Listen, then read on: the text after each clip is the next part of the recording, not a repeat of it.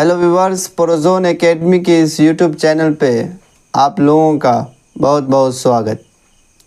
आज मैं जिस टॉपिक को लेकर के आपके सामने बात करना चाहता हूँ वो है मोबाइल एडिक्शन।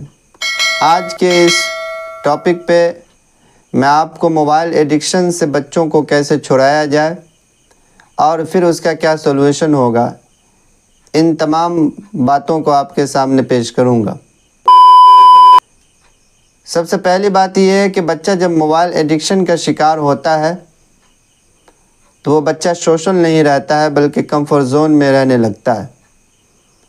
बच्चा अकेलापन और तन्हाई को पसंद करता है। दूसरी बात यह है कि बच्चा जब मोबाइल एडिक्शन का शिकार होता है तो फिज़िकल रिएक्शन करता है, जैसे गुस्से का करना, चेहरे पे गुस्से का एक्सप्रेशन देखने को मिलता है। और बच्चा जब मोबाइल स्क्रीन को देखता है और मोबाइल में जब कार्टून्स देखता है और मोबाइल के अंदर जब ग्राफ्स देखता है तो उसको वो रियलिटी समझ बैठता है, उसको ओरिजिनल समझ बैठता है। फिर उसके बाद बच्चों की सोच की जो क्रिएटिविटी होती है वो बिल्कुल ख़त्म हो जाता है। बच्चे के अंदर इल्यूशन और रियलिटी में फ़र्क करने की सलाहियत ख़त्म हो जाती है। तीसरी बात यह है कि बच्चा फिज़िकल एक्टिविटी और स्पोर्ट्स से बिल्कुल दूर हो जाता है। और एक और जो सबसे बड़ी बीमारी ये होती है कि बच्चों के अंदर टाइम एलिमेंट्स ख़त्म होता है। बच्चों की ज़िंदगी में रूटीन, शेड्यूल, ये सारी चीज़ें नहीं होती हैं। जब चाहता है सोता है, जब चाहता है जागता है। ये मोबाइल एडिक्शन की वजह से होता है।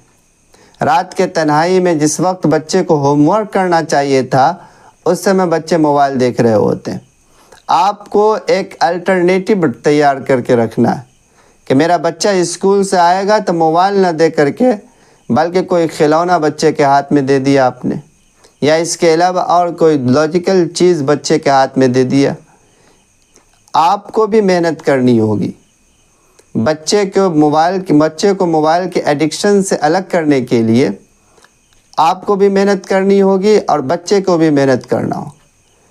वो बच्चा जो अपने आप को बोरियत महसूस करता है, बोर्डम होता है कि भाई मैं, और मोबाइल एडिक्शन का शिकार बच्चे अपने पेरेंट्स से होता है। पेरेंट्स शुरू में बच्चे को मोबाइल हाथ में थमा देते हैं।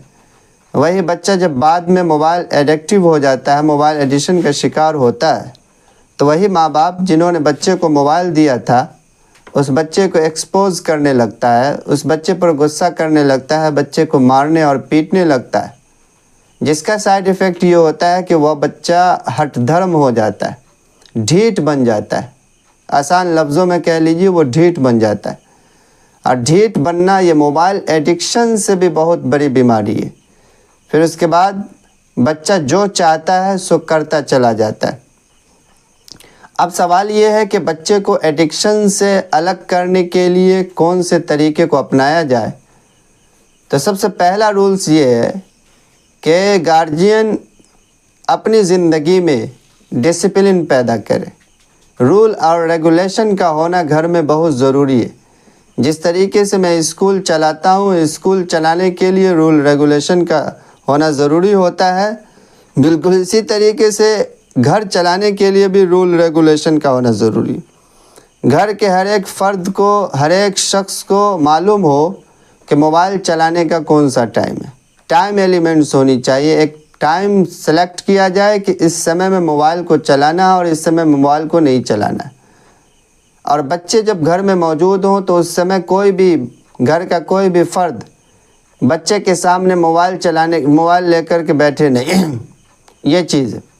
दूसरी बात यह है कि बच्चे के माइंड को समझा जाए, बच्चों से दोस्ती की जाए, बच्चों के हॉबी के बारे में समझा जाए, बच्चों के ड्रीम के बारे में समझा जाए और बच्चे के टाइम पैटर्न को भी समझा जाए कि बच्चा किस समय मोबाइल चलाता है। स्कूल से जाने के बाद बच्चे मोबाइल पकड़ लेते हैं, بچے جب سفر میں ہوتے ہیں فزیکل ایکٹیویٹی کرنا، جب تک کہ گارجین بچے کے ماں باپ خود اس معاملے میں آگے نہیں بڑھیں گے، کوئی طاقت بچے کو موبائل ایڈکشن سے الگ نہیں کر سکتا ہے۔ جس گیم کے کھیلنے کی وجہ سے نہ جانے کتنے بچے ایسے ہیں جنہوں نے اپنے دماغ کو، مینٹلٹی کو خراب کر لیا ہے۔ بہت سارے بچے پاگل ہو چکے ہیں موبائل کے اندر فری فائر، اور اس کے علاوہ اور بھی بہت سارے ایسے گیم ہیں جس کا بہت خطرناک سائیڈ ایفیکٹ معاشرہ اور سماج پہ پڑ رہا ہے۔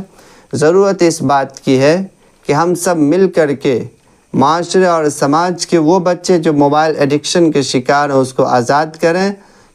یہ دیش کا بھوش ہے، یہ معاشرے اور سماج کا سیوک ہے۔ اس بچے کی پوری نگرانی کرنا یہ آپ کی ذمہ داری ہے۔